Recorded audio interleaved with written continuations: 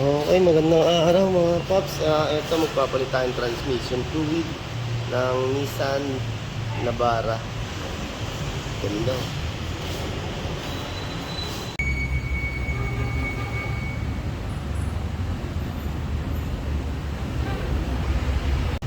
Okay nga mga paps, bago natin matanggal yung pinaka oil pan, kailangan natin tanggalin tong pinaka pa-cross member natin. Yan. Tsaka to, kasi nakokoberan siya yan, no? Sa ngayon ibababa natin yung pinaka oil pan ng transmission para mapalitan natin, malinis natin yung oil pan tsaka filter. Okay, sige, tanggalin na natin mga paps. Okay, ito size 17. Yun, natanggal na ni partner yung pinaka support o cross member. Okay, bali ito yung pinaka drain plug natin. Dito naman tayo nag-check ng ATF fluid kung kulang o sakto. Tapos ito yung salina natin dito, yung sinatanggal natin yung size 10 na tornilyo pag manual ang gagawin. Manual replace ATF. Ito, size 10 na tornilyo.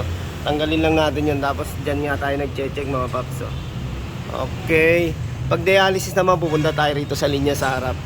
Ito yung pinakalinya ng pag nagda-dialysis tayo ng ATF. Okay, sa ngayon ang gagawin lang muna natin is tanggal oil pan. Okay, yan na nga mga paps, sinatanggal na natin yung tornilyo pa ikot. Tapos yung laman nito sinahod natin para kung magdi-DIY kayo, sahurin nyo para alam natin kung ilan yung na-drain natin na pwede natin siya ibalik sa fluid. Ito na po yung ating pinaka oil pan. Ayan makapal na rin Yun, yung pinaka ribaba. Kaya maganda rin talagang natatanggal natin to, yung pinaka oil pan, para malinis natin to. Kaya matanggal natin ribaba. Yan. Yun. Tapos ito nga, ayan, ito talagang marumi na rin to pag kinuskus mong ganun.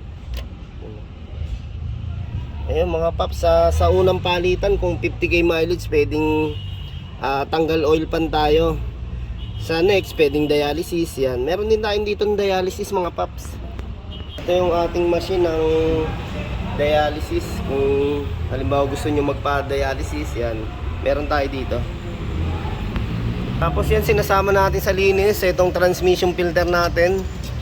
Yan, para talagang masimot pa yung mga ribaba dyan.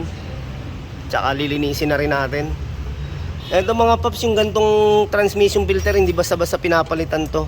Cleaning lang. Pa-cleaning nyo kasi magandang klase naman yung filter natin na yan. Screen na bakal yan. Ayan malinis-linis. Yan ang kagandahan sa filter, screen. Kaya linis lang ang magandang gawin natin dito.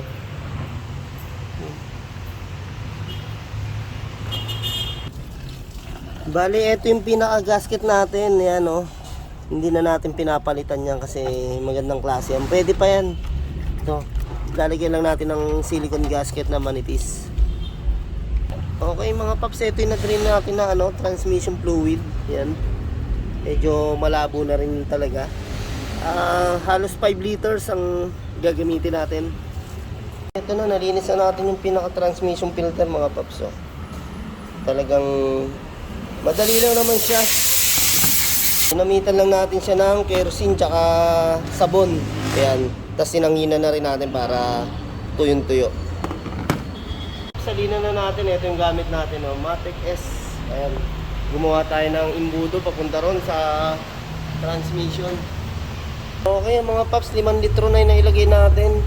Chinecheck pa ni pare kung Okay, yun nga mga paps, 5 litro nailagay natin sa Nissan Navara ni boss sa transmission. Okay, yan. Natapos na nga natin. Ito, salamat tayo kay boss.